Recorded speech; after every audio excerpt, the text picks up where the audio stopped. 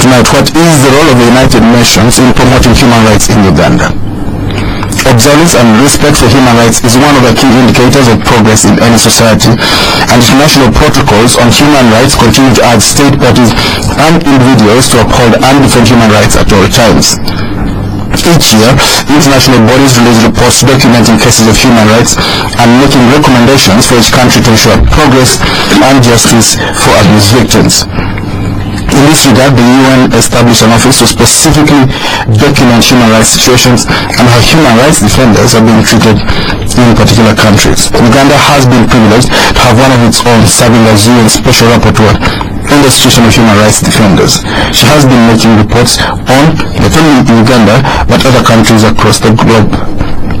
The UN also established the Office of the High Commissioner on Human Rights to try and scale up its monitoring and also engage governments on emerging issues as far as human rights is concerned. In the recent past, there have been sharp disagreements on the state of affairs in Uganda, with government telling of some stakeholders to stop fronting certain unwanted values under the guise of promoting and protecting human rights. Government has also dismissed reports about human rights abuses, saying they are fueled by political interests and plans by those who want to promote Western domination. So tonight, we host experts from the two offices to help us understand the human rights situation in Uganda compared to other countries where the UN Special Rapporteur and the Office of the UN High Commissioner for Human Rights operates. Our guest, Mrs. Margaret Sekaggya, former UN Special Rapporteur on the situation of human rights defenders. You must welcome Madam Sekaggya. Thank you very much. Good evening, viewers. Yes, because we're also on the internet, you can get a video of Spectrum from the internet channel YouTube. Also, Ms. Maria Westergren from the Office of the High Commissioner for Human Rights. You must welcome Madam Westergren. Thank you. Good evening. Madam Sekaggya, how does Uganda rate? First of all, can you talk to us a little bit about your position? You have this big job trotting around the globe promoting human rights. Talk to us a little bit about that, and this is an award that they gave you recently. Thank you so much. I've been the UN Special Rapporteur on the situation of human rights defenders for 6 years. I've been able to do work looking at the situation of human rights defenders all over the world. I've traveled from within more than 45 countries to country visits and informal visits to look at the situation of defenders. I've also been making reports to the United Nations Human Rights Council and to the General Assembly in New York about the situation of human rights defenders. I've looked at I've been issuing communications against states for violations of human rights, and I've also done studies, thematic studies on the situation of human rights defenders at the global level, different reports like on freedom of association, security of defenders, but the use of the universal periodical review, creating a safe and enabling environment. I've done quite a number of reports for human rights defenders, and I've done a lot of informal visits to look at the situation of human rights defenders, visiting defenders wherever they are, in every corner. And yes, that's what I've been doing, and I'm back home. Back home, what are you going to be doing? I have an NGO, the Human Rights Center in Uganda, which looks at the issues of human rights defenders and does a lot of other work, building capacity of human rights defenders, translating documents into local languages so that we can reach out to the ordinary people and they can know their rights. We also do annual reports on the situation of human rights defenders. We do the annual forum, we do consultative meetings, but we also do dialogues and consultations with state and non-state actors on the situation of human rights defenders.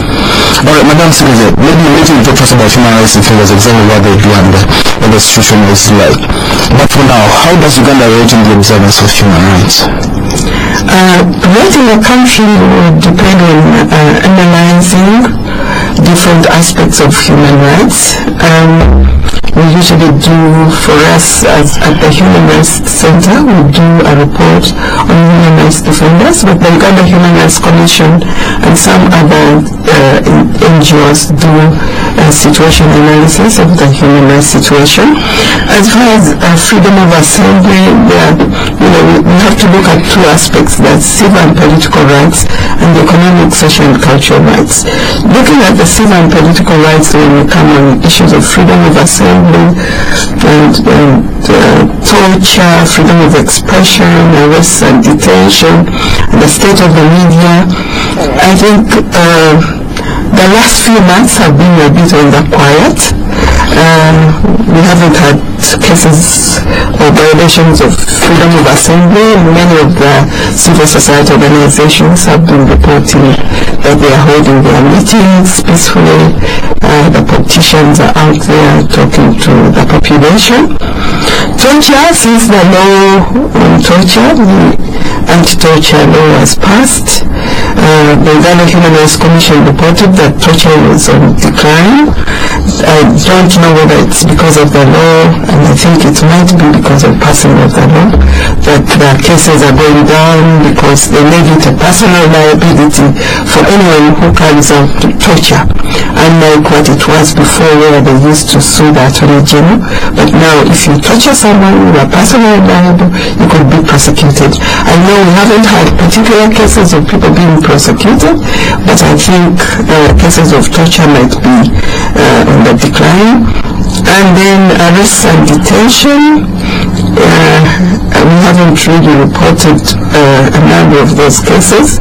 Going to the media, Edmond, you can tell me yourself whether you have freedom of expression. The media is very free, 100%. I hope you are not self-censored, and you are not self-censoring yourself, but I think you are reporting, you are giving us a lot of news on current affairs. Everyone is reading what's happening in the country, so I think we should commend you for coming out to bring out the issues. On economic, social and cultural rights, the issue of the right to health is still a challenge. A lot of debates is going on the right to health and availability of medicines, accessibility to health centers, and the right to education, still quality rather than quantity is still an issue. The right to employment, we hear a lot of government interventions with the youth and what we should do for them. We cannot make an assessment at the moment until we know the impact it will make about the government interventions on the issue of the right to employment. Corruption is still a big obstacle to the accessibility on these rights because it siphons out the money which should be used in different activities. But I think we should all be on the lookout for these rights. People should be able to report and should also be able to refrain from giving bribes. At the same time, we should ensure that the people who take this money are prosecuted and brought to justice.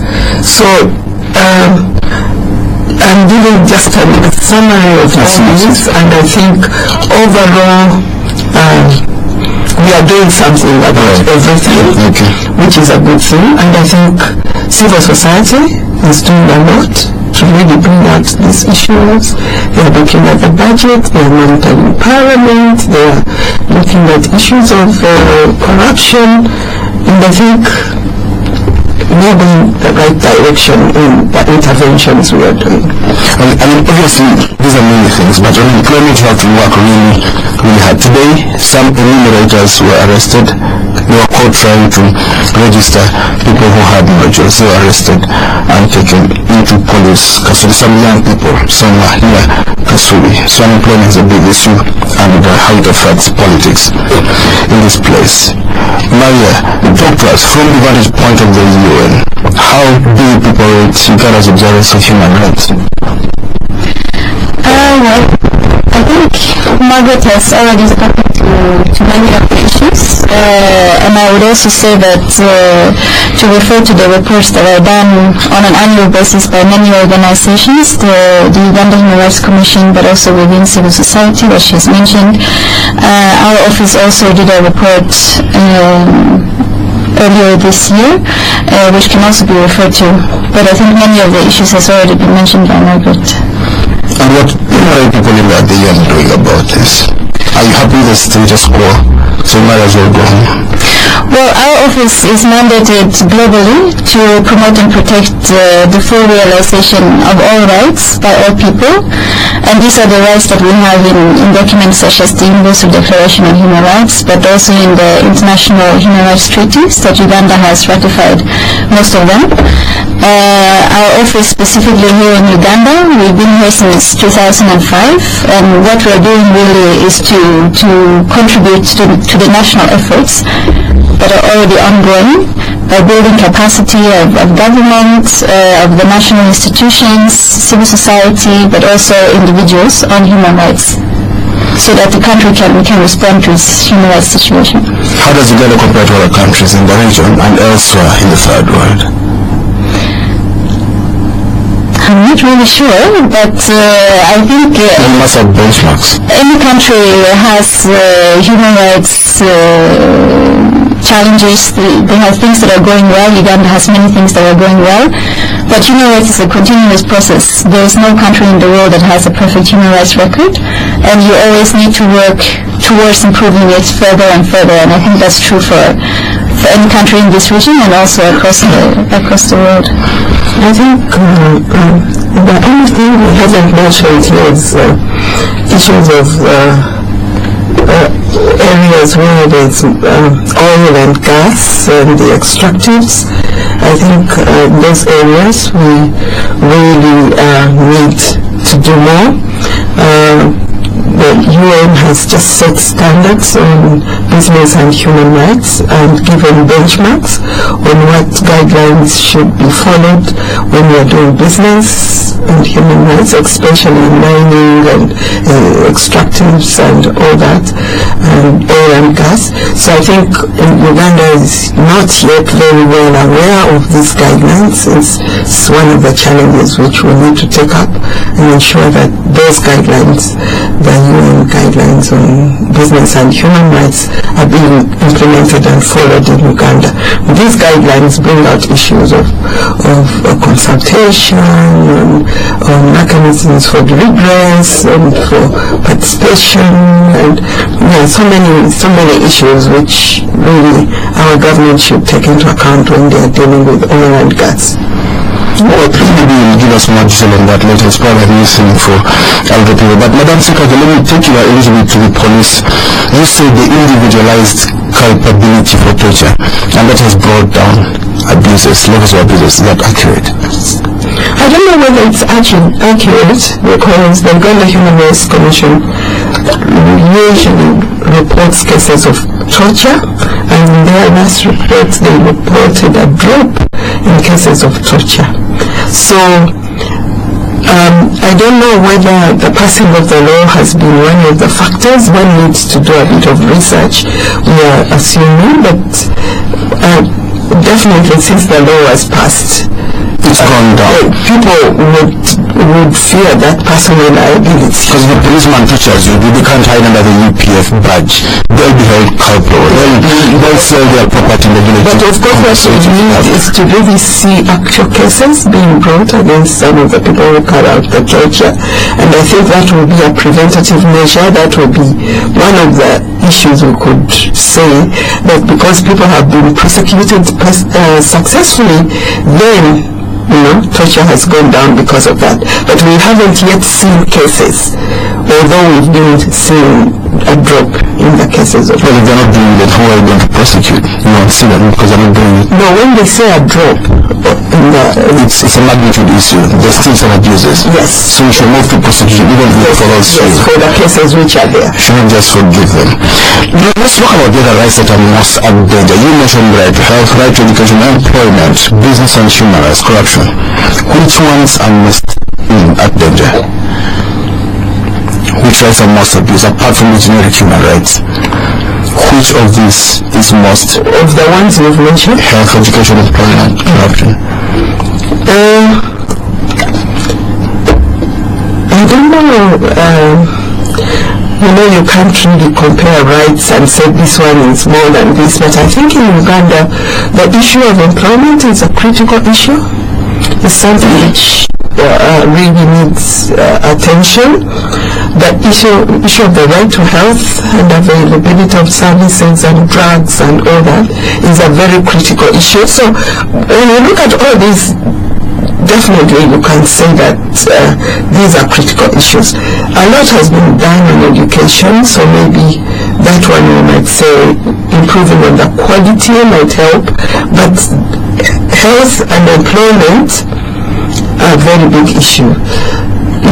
And corruption, as we see all the cases coming up, every time they are unearthing new cases.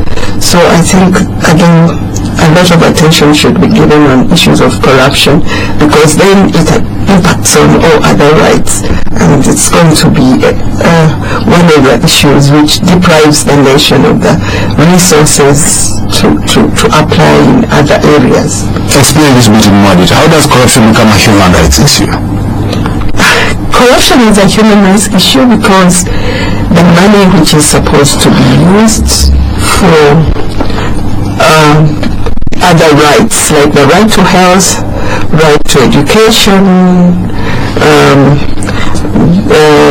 the right to employment and all that is siphoned by a few people who then enrich themselves and the others are deprived. That means the others are left impoverished and a few are enriching themselves. So you find that corruption is really a virus, is a danger to the nation, and it's something which everyone should be able to fight to ensure that the resources are well applied. If you have all the resources put together, they could make the country better and there will be more development. So corruption also affects rapid development. It affects those rights which I mentioned because the resources are not available. Margaret, does that bother you, corruption, or is it something you'd rather stay away from at the UN? No, I mean, exactly what Margaret has, exactly what Margaret has said, corruption is a big issue, and if corruption is there and it's taking away from the funds that are supposed to go for the full realization of rights such as to health, education, but also other public services, it will of course have a negative impact on human rights. And how does it work in other countries? Can you give us some best practices? Other countries, I mean the UN is everywhere. In terms of? Well, how they fight corruption as a human rights issue. We have some best practices. You can help us benchmark. Well, I think in any country the main thing is to have strong laws so that you can prosecute cases of corruption and also to be able to detect it, I suppose, early on, which I think is also something they're trying to do here in Uganda. Well, listen, this is Spectrum Radio, and tonight, what is the role of the United Nations in promoting human rights in Uganda? Our guests, Ms. Margaret Sekaggya, former UN Special Rapporteur on the situation of human rights defenders, and Ms. Margaret Westergren from the Office of the High Commissioner for Human Rights. We will be calling later and discuss this matter with them. Madam Sekaggya, you just concluded your mandate. You are moving to another mandate. Can you give us some highlights of your tenure?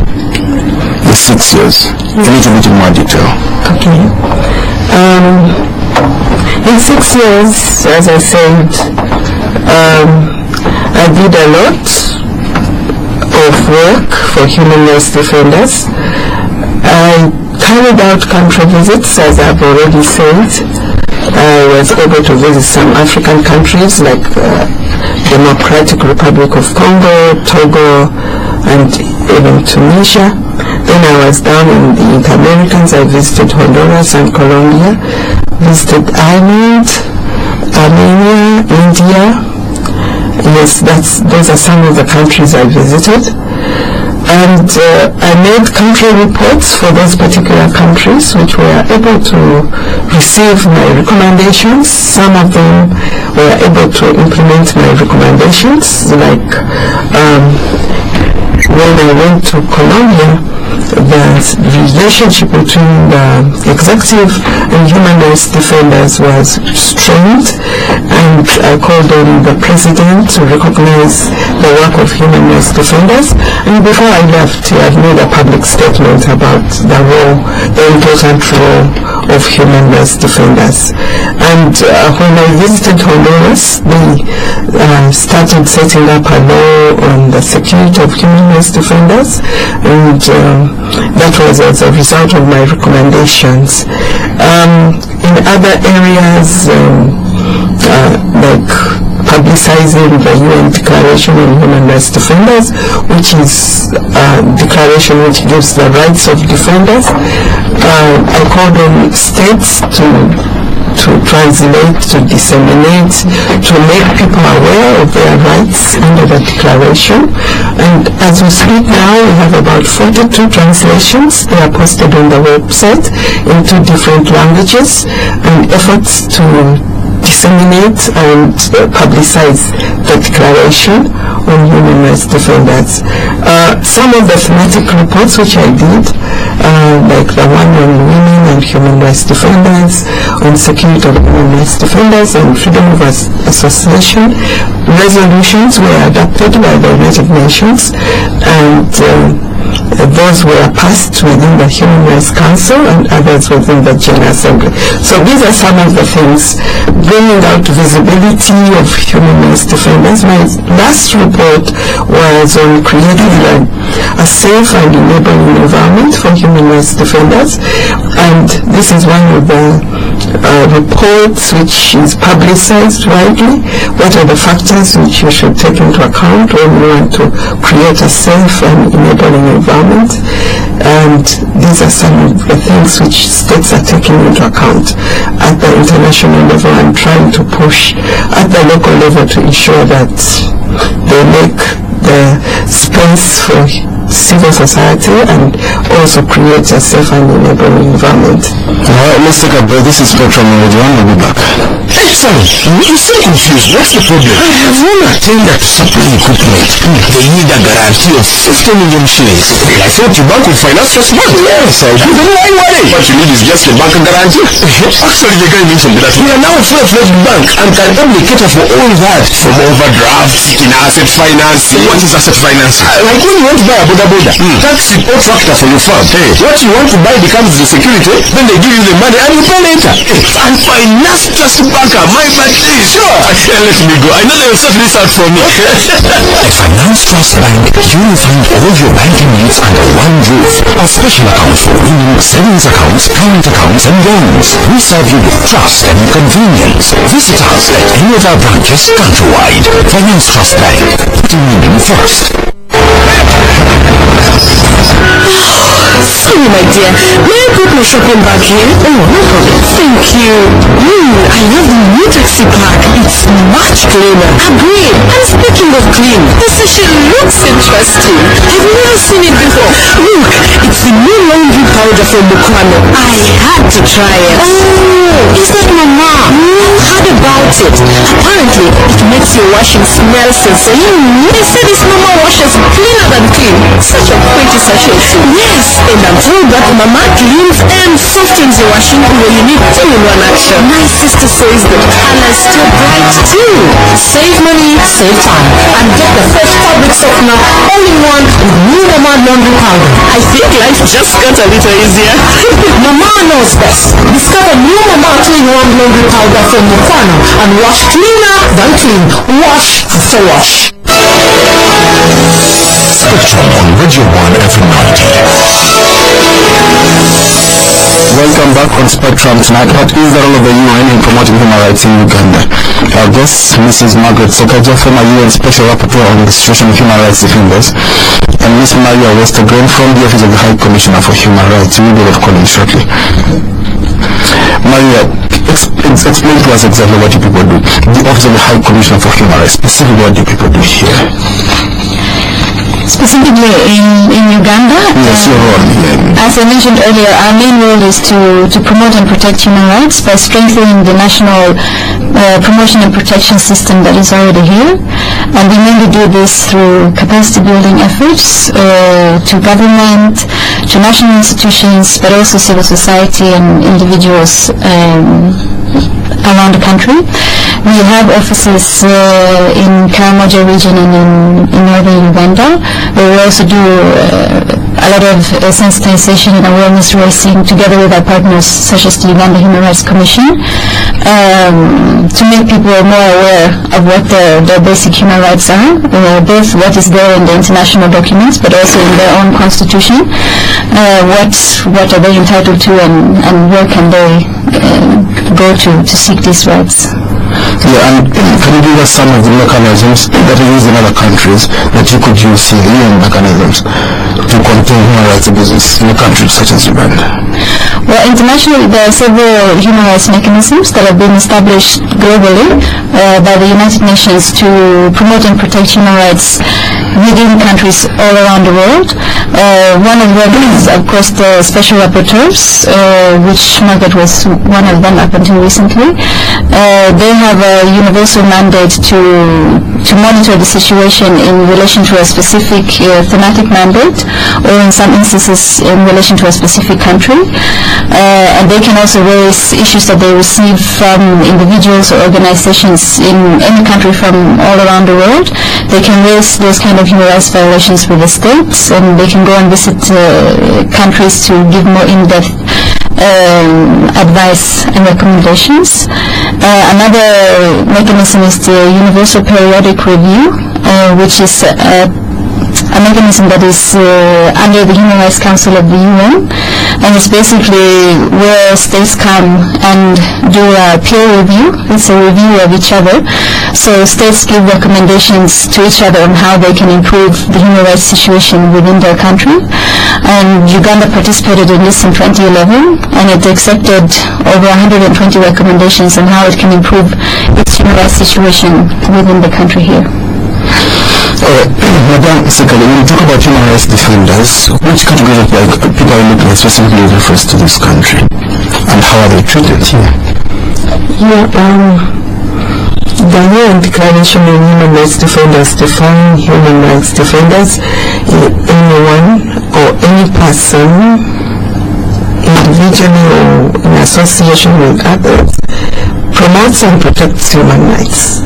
So any person who works on issues of human rights, the issues we've mentioned here, freedom of assembly, torture, freedom of expression, the media, right to health, right to education. If you are advancing the promotion and protection of these rights, you are a human rights defender. It can be an individual, it could be an association, it could be an NGO. Those are all human rights defenders. And defenders are not only in civil society. It could be people who are working in government but are promoting rights. So when we talk about human rights defenders, it's promoting and protecting rights of people. And individuals, associations could be human rights defenders. And in Uganda, we have quite a number of civil society organizations which are working for promotion and protection of human rights. But we also have people like judges and lawyers and academia who advance these rights. They all protect human rights. And how are they treated here by the government? As I said before, human rights defenders have rights under the UN Declaration, and these rights consist of the right to freedom of assembly, association, freedom from torture, the right to health, the right of the media, and all that. And we have already assessed the situation as it is. Human rights defenders here do their work. They demand for their rights. In some instances, they get challenges from the state or from the police in violation of their rights, and they continue to fight for these rights. Let's talk a little bit about freedom of assembly. We've had meetings broken up lately, especially mostly political meetings. Let's talk about the freedom of assembly as a human rights versus the Public Order Management Act as a law? Yeah, the Public Order Management Act was passed by Parliament. I know that that act is before the court, and we have to, we have to wait until the court pronounces itself on that law. If it's a bad law, it should be contested in the courts of law, and the court should be annulled. Of course, the problem we have is that the pronouncement on that law has not been quickened up the process, because I think the case was put, it's almost some months or a year since that law was passed. But at the moment, it's the law which is being implemented. And the aspect is that people also who are implementing the law sometimes are not very much aware about what is in that law. We need to raise awareness about what the law really means. Some of the aspects are the ones which are being challenged, but not the whole law. Not everything in the law is being challenged. It's just certain aspects of the law. For example, if they talk about notifying the police, notification is okay if you are going to notify the police about your right to assemble or to appear, but then when it's being implemented, it's taken as authorization. It's not authorization, it's notification. So there are those aspects which people who are implementing the law also do not actually understand the implication of the law, and they do not apply it as it's meant in the law. So let's look at some other countries. Is it, first of all, from your own point of view, is it a good law? Specifically, those sections that limit the number of people that are allowed to assemble without permission. In other countries, they still have law on public management.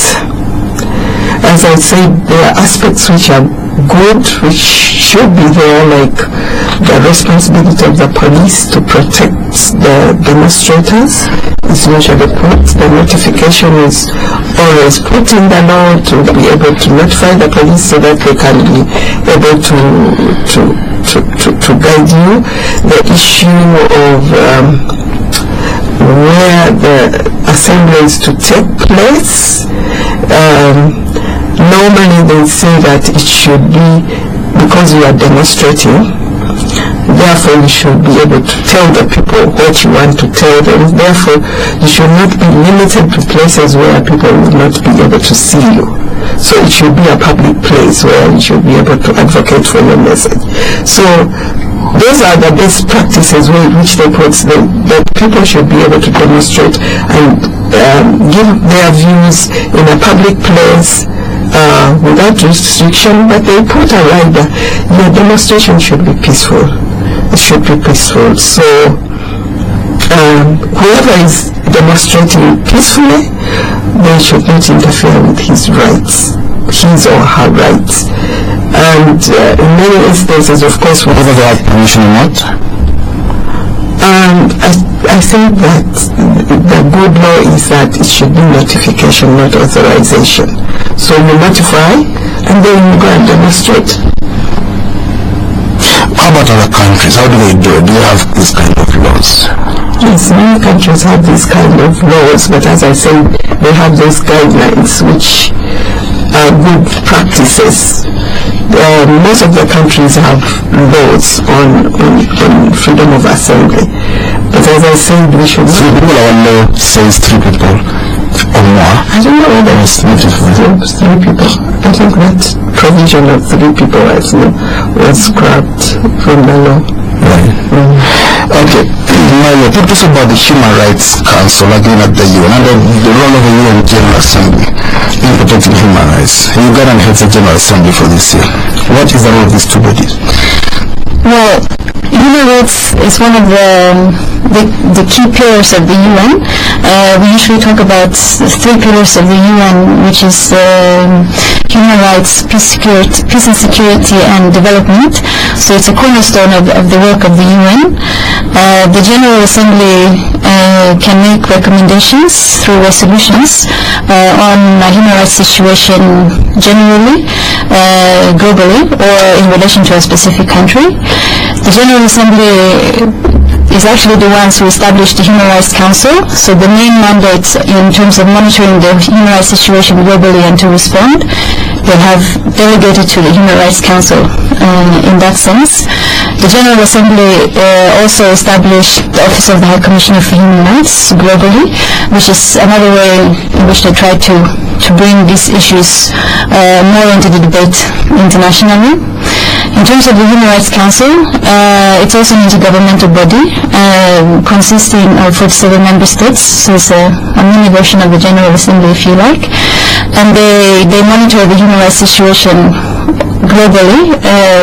It can be either on specific themes, because human rights is always developing. We're always looking at new issues and new themes, like Margaret was saying earlier with business and human rights, for example, these kind of issues coming up new.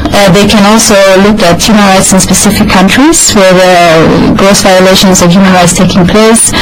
They can make resolutions to states and give recommendations. They can also initiate inquiries if needed. And then, as I said earlier, they oversee these two mechanisms of the special procedures and the Universal Periodic Review. Can you talk to us about this mandate that you had? How did it benefit this country and how is it utilized elsewhere? Of course, as we said, special procedure mandate holders are experts who give recommendations and bring issues to light, bring out issues which are happening in the country, either to the General Assembly or to the Human Rights Council. In Uganda, when I started the mandate, I set up the Human Rights Center, and we also tried to sensitize people about the mandate, and they were able to understand the role of the UN and how to use the mechanism, what benefits it is to them. And some of the people are actually starting to understand the special procedures and how to use the mandate and how it can protect them. But the most important thing, I think, since I took over the mandate, is the visibility of human rights defenders in the country. When I started, I remember talking to people in the media, and they really didn't know that they are human rights defenders. You know, most of the people were doing human rights work, but they didn't know that human rights work they do, they are actually human rights defenders. And therefore they have rights, they can demand for those rights, and they can ask, they can hold the government accountable. So the visibility of human rights defenders, the recognition of human rights defenders in the country is there, but also their role in how to go out in the public and raise awareness about issues of human rights has increased. Do these defenders, do they take full advantage of this mandate? We have to draw a distinction between defenders within the urban areas and those within the rural areas. The ones in the urban areas are very conversant with the systems. For example, they use the African Commission on Women and People's Rights. They use the UN. But we still have to do more with people within the rural areas, the NGOs which are out there, and not within the proximity to get benefit of internet and access to information. But we are making headway. We are going out there to the countryside to publicize all these issues. And how could they have taken better advantage of this opportunity? When you raise the mandate, if there are violations of human rights, you can send your information to the UN, and then the mandate holder, whichever mandate holder, either the one in special human rights defenders or freedom of assembly or expression or the right to health, can issue a communication to the government about the violation of human rights. We could also lobby for country visits so that the mandate holder can come and visit the country, assess the situation on the ground, and be able to give recommendations to the government. Right now, we've had a few mandate holders visiting the country, but we still need more mandate holders, like the one on freedom of assembly, the one on freedom of expression. The right to health, that one came some 2 years ago. He actually made 2 visits here. So country visits are good because then you can be able to assess the situation on the ground and get recommendations. And then they should take advantage of the thematic reports and the resolutions which are passed within the Human Rights Council and the General Assembly and be able to use them on the ground, and also to domesticate and implement the UN Declaration on Human Rights Defenders. Maria, let's look at the role of the UN protecting the live rights of women in Uganda. Do you think people understand it well? They understand the role of the UN? Well, your office, the general public, ordinary Uganda understand it. It's a difficult question to answer in terms of the level of understanding, but I think understanding human rights is always a continuous process. In any country you go to, you will never find where everyone knows exactly what their rights are. And it's really the role of our office to continue to support promotion and awareness raising efforts, and that is what we try to do through our capacity building efforts with government, but also civil society, to ensure that information comes out on what the basic human rights are. We do this, for example, by supporting government to do newspaper information supplements on specific human rights themes. Our offices in the regions also go on radio talk shows, usually together with our partners such as the Uganda Human Rights Commission, to again raise awareness and make people more aware of what their rights are. We also do community barasas sometimes, so you really go out and talk to people and try to increase understanding. But it's a continuous process. Alright, let's hear from the listeners. This is Spectrum on Radio 1. These are our numbers: 041 4348111, 03122603990, 03122613090. And calling, please tell us your full name and where you are calling from. Spectrum, hello? Hello? Hello? Can you please go your name? Yes, this is Bob in Uganda, and my question goes to Mr. Sekaggya.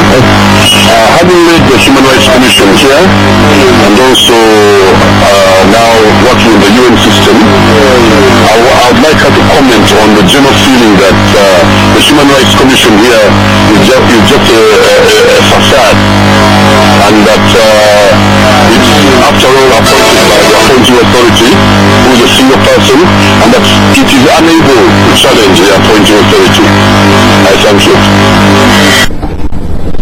Alright, would you like to respond to that? You can still call in 0414-348-111, 03122603990, 03122613090. Yes, Madam Sekaggya. You are saying that the general feeling of the Human Rights Commission is a facade. Facade. It's for sure, purely. So I don't know whether I should comment about. I left the Uganda Human Rights Commission 6 years ago, and I think it would be good to put this question to Mr. Medical Brown. But you're an observer, you already let's see from above. Yeah, but when we talk about the appointing authority here, most of the positions here in Uganda, the appointing authority is the president on approval of parliament. Let it be the Uganda Human Rights Commission, the Electoral Commission, the judges, the ministers, Inspector General of Police, Inspector General of Police, Commissioner General of Prisons. And so, for me, really my feeling is that whether you're appointed by the president or approval of parliament, it's up to you. It's your integrity, it's your capacity to execute your duties. The judges are appointed by the president on approval of parliament, but how many cases have they decided against the government, for example?